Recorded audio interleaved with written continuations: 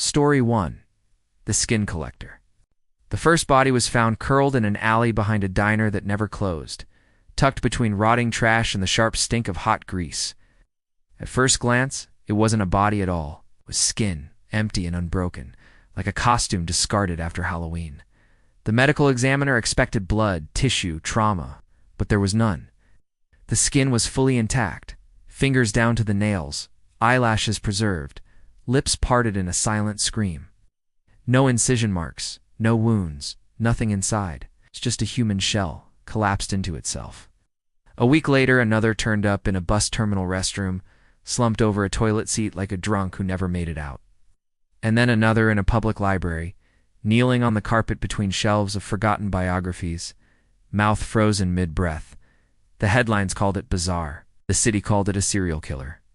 Detective Raymond Kessler just called it wrong. Nothing about the bodies made sense. No prints, no DNA, no sign of how or when they were killed. Just skin, whole and wrong. He spent nights hunched over files, images, crime scene transcripts. His partner Morales tried to joke through it. Maybe it's a cult, or aliens, or one of those rich weirdos paying to wear someone else's life for the weekend. But there was no laughter behind her voice. Every time they thought they had a lead, it vanished. Surveillance footage failed. Witnesses forgot. Evidence degraded into static. The only consistency was the silence. Victims with no connections, no motive, no method. Just an empty skin in an apartment full of memories that no longer felt real. Raymond began seeing things in the corners of his eyes, reflections that lingered a second too long. His own face staring back at him from bus windows when he wasn't on the bus. A flicker in a shop mirror that matched his height but not his posture. Something about this case was crawling beneath the surface of reality. Something was watching. Then Morales vanished. One moment she was walking beside him toward a suspect's building. The next, she was gone. No sound, no struggle. Just the echo of her boots still ringing on the pavement. Raymond tore through the building like a lunatic, yelling her name through stairwells and crumbling hallways. Nothing. The squad put out a search. The press went wild. She became another ghost, until 3 days later she returned to work. Walked in like nothing had happened. Said she'd taken a short leave and filed it through proper channels. Everyone believed her. Her badge scanned. Her login worked. Her voice was the same. Her mannerisms were perfect. But Raymond knew something was wrong. Her skin fit too tightly. It was in her eyes first. She blinked, but the movement felt slow, like a second behind her words. Then her smile, too wide and too even, held too long like she was waiting for approval.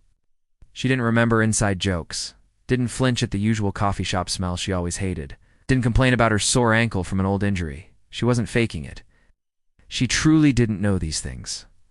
And her shadow. One night in the office, Raymond watched her from across the bullpen.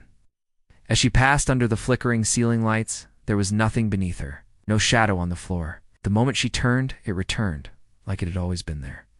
But it hadn't. He followed her that night. She didn't go home. She walked endlessly through the city. Not aimless, purposeful. Like she was waiting. Raymond kept his distance. Around midnight, she turned into an old warehouse near the docks. It was empty, just cold, wet concrete and rusted beams. She stopped in the center of the space and stood motionless. Raymond approached, gun shaking in his hand, calling her name. She didn't answer. Then she turned, and something inside his skull cracked. Her face was hers, but only loosely. Her skin shimmered at the edges like oil on water. For a split second, it flickered to nothing. A blank, faceless void stood before him. No features, no expression, not even anger or hunger. Just emptiness wearing the memory of a person. It tilted its head at him like a curious child. Raymond fired. The bullet passed through and hit the wall. He blinked, and it was Morales again. She fell screaming, blood pouring from her shoulder. He ran, heartbreaking, lungs burning, trying to hold on to the memory of what he had seen. The department put him on leave. Morales recovered but never looked at him the same way again. She returned to her routine. Everyone treated her like she had never been gone. Raymond knew the truth. She was a shell now, a memory filled with something else. And every now and then, when he saw her at the precinct or on the street, she would glance at him and smile that too-wide smile. A week later, his own skin appeared in a motel off Route 9. found neatly folded on the bed, dressed in his clothes, empty. The bloodwork said it was his. The prints, the dental records, the hair, all his. But he was still alive, still breathing, still watching. The reports say he's dead. The department closed the case. Morales wrote his obituary. But somewhere in the city, he walks unseen. He knows now there are more. They are wearing us, learning, peeling us from our places in the world like stickers off glass. They leave our shells behind to mock us. Because the skin collector is not a person. It is what comes after us. Story 2. The choir with no mouths. The monastery was not on any map. Perched atop a snow-blasted ridge in a region thought to be abandoned after the war, it loomed like a tumor of stone and silence against the white sky. Shepard stumbled upon it by accident, following a faint sound that pulsed through the frost like a heartbeat.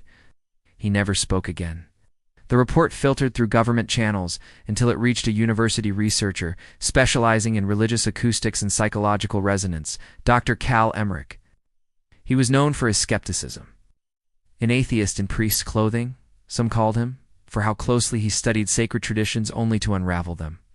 To him, myths were patterns, chants were sonic manipulation, and spiritual possession was group psychosis. When the file landed on his desk, he dismissed it as folklore. But the soundwave analysis that accompanied it was different, too perfect, no known instrumentation, no mechanical source. And it bore a resonance frequency that suggested not merely sound, but intention. Emmerich took a helicopter as far as the terrain would allow, then hiked for 8 hours through ice and broken rocks to reach the structure. The monastery's architecture didn't match any known style, neither Eastern nor Western. Its arches too low, its walls too smooth, as if poured into place by something that had never seen a chisel. No door, just an opening, like a wound in the stone. Inside, the temperature dropped by degrees not accounted for by altitude or exposure. The sound grew louder, a chant. Male voices layered and toneless, as if no soul lived behind them. He found them in the nave, seated in rows, unmoving. 47 monks, shaved heads, thin bodies, and robes so old they had turned gray with time. Face bore the same expression, blank, slack, waiting. But none of them had mouths. Their lower faces were smooth, uninterrupted skin where lips should have been. Emmerich stepped closer, heart pounding, logic fracturing. They were humming in unison, mouthless, breathless. Their bodies produced no sign of strain or motion. The chant flowed out of them like heat from a flame. He stayed for days, recorded everything, measured the frequency of the chant, which changed subtly each hour, forming patterns he could not identify. He spoke to them, begged them to acknowledge him, to explain their presence, their condition, their purpose, but they never moved, never blinked, never aged. Each morning the chant began anew. It swelled in his ears, growing clearer in his sleep, pressing into his skull like invisible fingers. He stopped listening to music, to his own notes. The outside world became noise. Only the chant mattered. One night he woke in the dark, throat vibrating, humming the chant.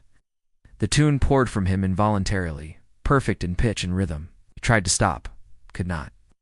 When he opened his mouth to speak, no words came. Just the chant. Wait. Only the chant. By the 5th week, he had stopped attempting to communicate. His journal became erratic, filled with symbols that resembled ancient alphabets yet shifted when read twice. The helicopter came back to extract him. He didn't board. He stood at the edge of the landing zone, eyes distant, mouth open, no sound escaping. Yet the pilot swore he heard the hum through the radio static louder than the blades. He returned to the university, but the man they retrieved wasn't Emmerich anymore. He no longer spoke, not even to himself. His dreams leaked into his waking hours.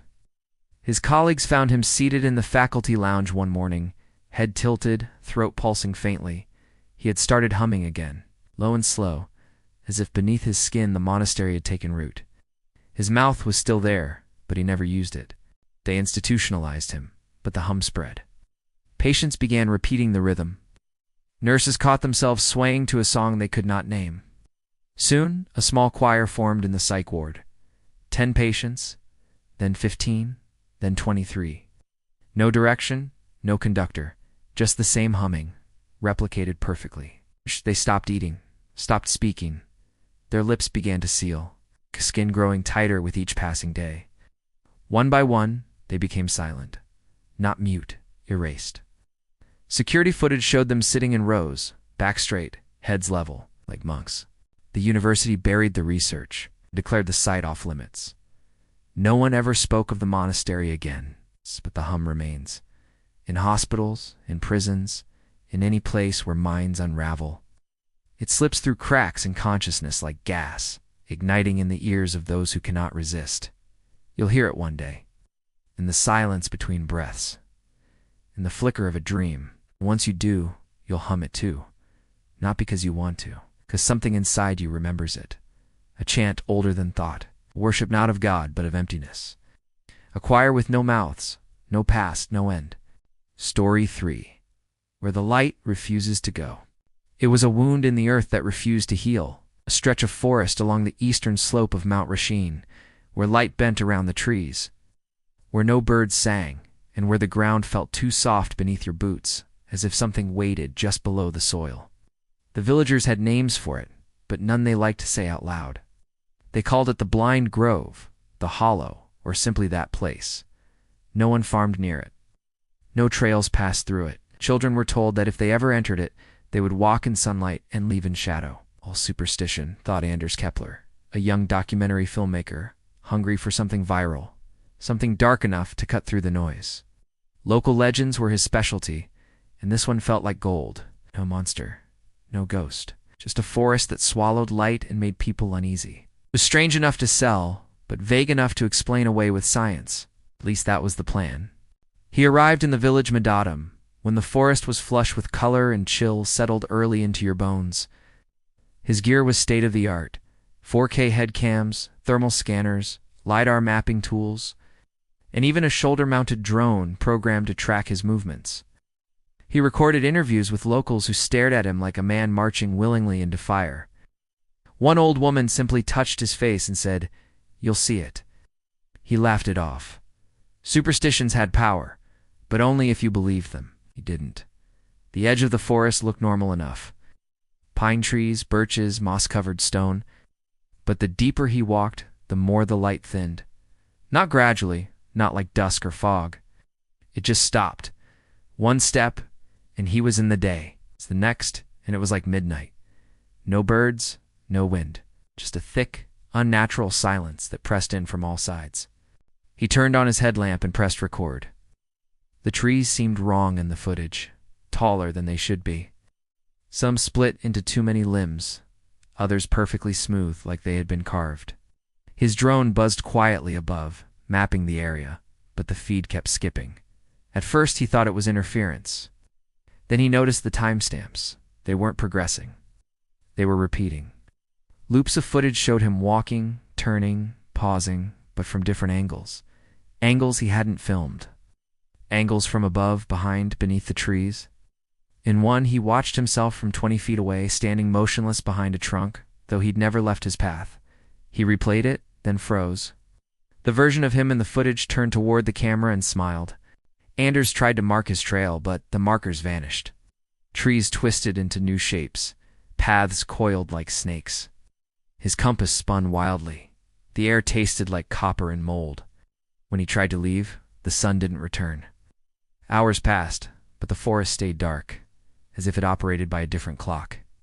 He found a clearing where his drone had gone still, grounded and cold. Its final footage showed him asleep against a tree, though he hadn't stopped. As he watched, a second version of him stepped into frame and sat beside his sleeping body. It leaned in close and whispered something the mic couldn't catch, then looked directly into the lens. That version had eyes that were slightly too wide, lips that didn't quite move in sync with the face. It wasn't mimicry, it was rehearsal. Panic set in. He began running, but the forest didn't permit escape. No matter how far he moved, he passed the same dead tree, the same cluster of rocks, the same silent pool of water. In one patch, he caught a glimpse of movement and turned. There he was again, himself. But this version was older, with dried blood on its shirt and hollow eyes. It stared at him, mouth barely open. Anders backed away, tripped, scrambled, and fled. Every turn led him back to himself. The forest was filled with him. Dozens of versions, all slightly wrong. Some wept, others watched. One was on all fours, twitching like a dying animal. None of them spoke, but all followed. When his footage was later recovered by a hiker who dared approach the edge of the grove, it contained 6 hours of video. Nice. Most of it was static. Hours. The final hour showed Anders sitting against a tree, expression vacant, whispering something over and over. His lips moved, but the audio failed. His eyes never blinked. Then, slowly, he turned his head as if listening to something behind the camera. The frame shifted slightly, zoomed in on his face. He smiled just barely, and the screen went black. The forest still stands. People say the light has never touched that grove, not even at high noon. They say it's not a place, but a mirror turned inward. A place where you are watched not by spirits or beasts, but by versions of yourself that never should have been. They wait in the dark, where light refuses to go, learning, mimicking, inching closer with every breath you take in the wrong direction. And if you ever step in, if you ever listen too long, you will find yourself not alone, not lost, but replaced.